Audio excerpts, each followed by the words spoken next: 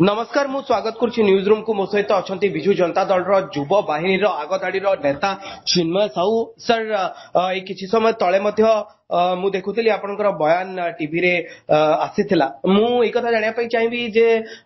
जो प्रसंग को नहीं एबे बीजेडी बीजेपी मुहामुही होइचंती नुआपड़ा उपनिर्वाचन परे मनमथ राउतराय प्रसंग रे याकु नहीं सर आपनकर मत कोन अछि सर? नहीं देखंतु आमे गोटे प्रश्न करिया चाहूछु Bharatiya Janata party row IT cell जाइकी जो अभियोग करिछि एवं तुरंत ता उपरे पुलिस पदक्षेप नेइचंती एवं बीएनएस रो संगीन दफा सबु लगेइचंती हमर बिजु जनता दल रो जे आगधाड़ी रो नेता अछंती मनमथ राउतरायकर विरुद्ध रे हमर प्रश्न हैला जे जेतेबेले नीलगिरी विधायक अत्यंत कदर्य मंतव्य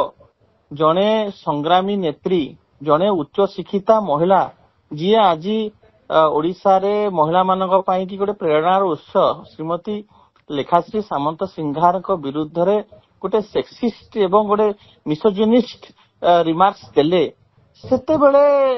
एते अभियोग करागला एवं प्रधानमंत्री पर्यंत मध्य लेखाश्री सामंत सिंघार चिठी लिखिले दिल्ली पर्यंत गले कहीं कौन कार्यानुष्ठान विरुद्ध ग्रहण करागलानी गोटे दफा आज पर्यंत लगी नहीं जेते बेले मुकेश महालिंग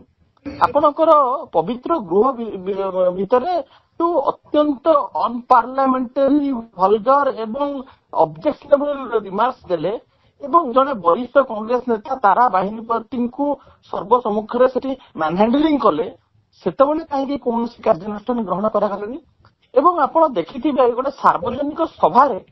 ओडिशार माननीय मुख्यमंत्री श्रीयुक्त मोहन माझी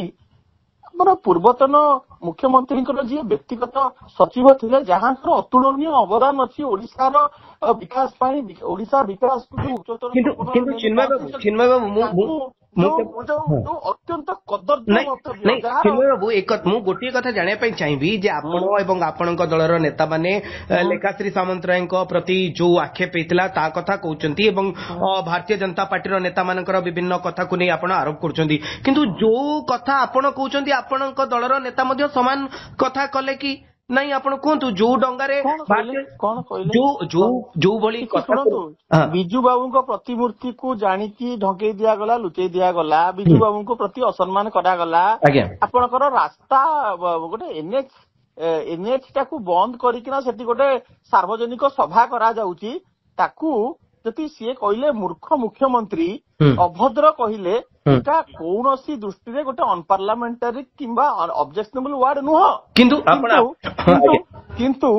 ये जो भाषा सब प्रयोग करा जायछि एवं अतीत रे आपण देखिथिबे पूरा ट्रांसफॉर्मर ठारू आरंभ करी भारतीय जनता पार्टी रो वरिष्ठ नेता माने जो भली भाबरे कुष्ठाटना जो भली भाबरे जो कटु मंतव्य सब देइछंती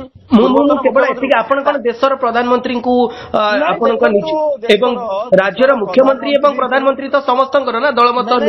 सेही तो कथा राज्यर मुख्यमंत्री हेकी जति गोटे गांडू भली की गोटे एटा आपनकर आपण भी शिक्षित पिला आपण ओडिया डिक्शनरी बाहर करंतु एम्ति किछि शब्द अछि कि ये शब्द रो माने कोन वर्तमान विधानसभा चालीछि मुख्यमंत्री टिके बुझेई दे पारिबे कि ना जे शब्द किछि खराब शब्द नो एटा गोटे साहित्य भाषा ताई आमे तो ग्रहण करबा एटा स्कूल रे पाठ पढा जाऊ गांडू आपनक दलर विधायक माने तो विधानसभा रे प्रश्न उठेई पारिबे तो मुख्यमंत्री क्षमा मागंतु आ ए जो बीएनएस देखौचंती मु आज एठी आपनक चैनल माध्यम रे एठी चेतावनी दबाउ चाहूची एवं तांकू कहूती जे जति तांकर सहसाहस अछि मनमथ राउतराय को हाथ मारी देखंतु ओडिसा रे निया जळिबो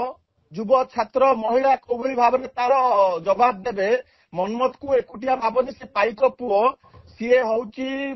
खोरदार माटीर पुओ जो माटी को चुपुड़िले रक्त बाहरिबो एवं सीए भाबंतुनी जे मनमथ राउत या पछरे आउ किछि राजनीतिक कारण रहउची कि चिन्मय बाबू कारण रहउची आज्ञा देखंतु वर्तमान भारतीय जनता पार्टी दी फाळ होई जैती आपण देखंतु मोहन माझी जाइथिले अपराजिता षडंगीकर झियो बाहागर को सेठी से मंत्रणा नेकी आसिले एवं